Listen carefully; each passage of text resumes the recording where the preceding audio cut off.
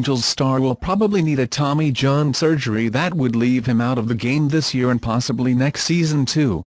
"All I'm hearing is that the reality is that you probably need Tommy John surgery," said Pedro Gomez on Monday morning.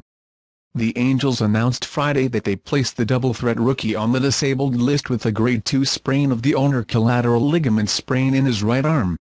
The team said it received plasma injections of platelet-rich stem cells and said it would reassess the situation in 3 weeks.